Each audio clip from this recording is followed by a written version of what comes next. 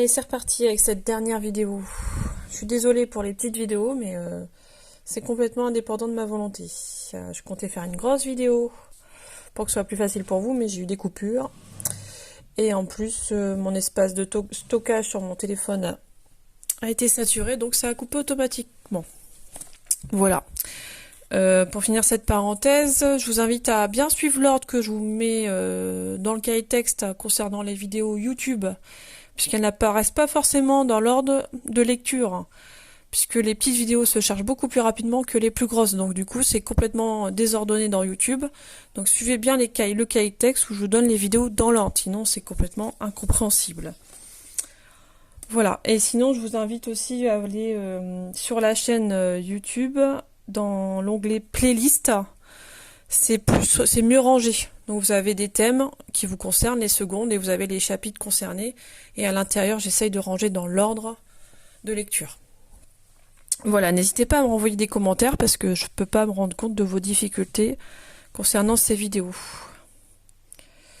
Je me rends compte des miennes, vidéos à l'envers, vidéos dans le mauvais sens, vidéos qui se coupent, bref, que du bonheur.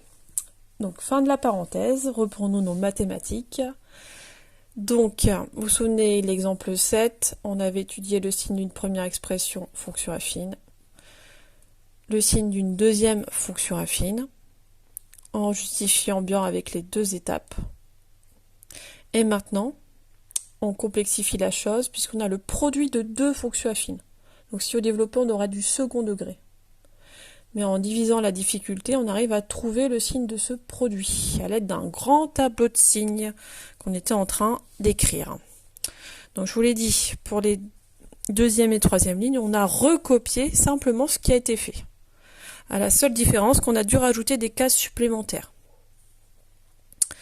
Donc on suit bien l'ordre des signes pour compléter ces cases nouvelles. Une fois que ce travail est fait, on va utiliser la règle des signes du produit. Et en fait, on a trois situations possibles. Lorsque mon premier facteur est négatif, lui, il est positif. Du coup, le produit va être négatif. C'est la règle des signes. Ainsi, j'ai écrit un signe moins ici. Donc, toute cette ligne-là, c'est la nouveauté. C'est obtenu avec la règle des signes. Signe d'un produit.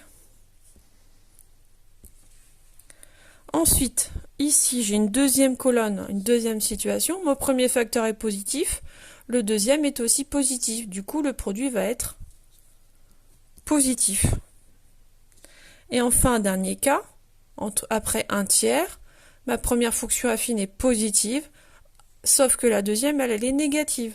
Du coup, le produit d'un négatif avec un positif, ça vous fait un nombre négatif. Il y a aussi une conséquence sur les images nulles. Quand vous avez un produit, dès qu'un des deux facteurs est nul, forcément le produit va être aussi nul. Donc se répercute ici les deux zéros. Voilà. Du coup, simplement, quel va être le signe, si je considère cette dernière ligne, quel est le signe de l'image de 0 ? Il n'y a pas besoin de faire de calcul, le tableau de signes vous renseigne. Donc si je m'intéresse à cette expression et que je remplace x par 0, ben mon 0 il est ici entre moins 1 demi et 1 tiers, l'image doit être positive. Elle est positive. Pour vous en convaincre, remplaçons x par 0, 2 fois 0 plus 1, ça fait 1.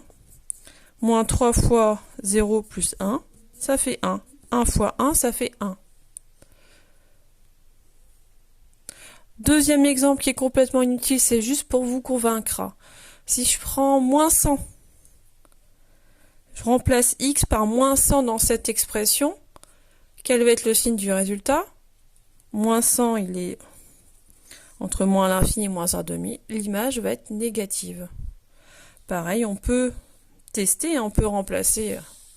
Mais là, c'est faire le calcul, c'est du coup plus long. Si vous faites 2 fois moins 100 plus 1, facteur de moins 3 fois moins 100 plus 1. Ça nous donne ici moins 200 plus 1, vous êtes fort en calcul mental, moins 199. Fois, est-ce que c'est normal d'avoir un signe moins ici? Bah oui, parce qu'ici on a remplacé dans ma première fonction affine, le résultat est de signe négatif. Le deuxième facteur, lui, ici, va forcément être positif. Moins 3 fois moins 100, 300, plus 1, 301.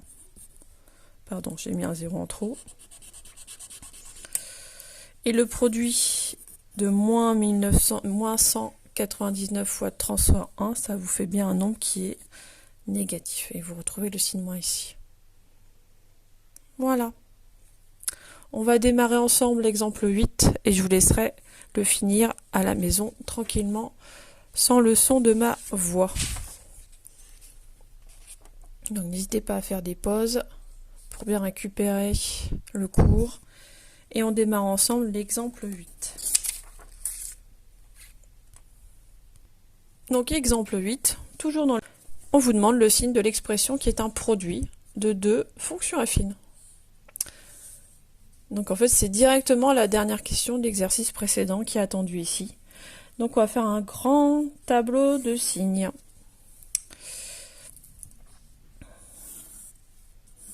Donc là vous allez écrire le signe du premier facteur, moins 4x plus 12. Ensuite, le signe du deuxième facteur, qui est moins 6x moins 3. L'ensemble de définitions avec les fonctions affines ou les produits de fonctions affines, c'est toujours R, donc moins l'infini plus l'infini. Et après, vous jouez pour arriver à conclure au signe du produit.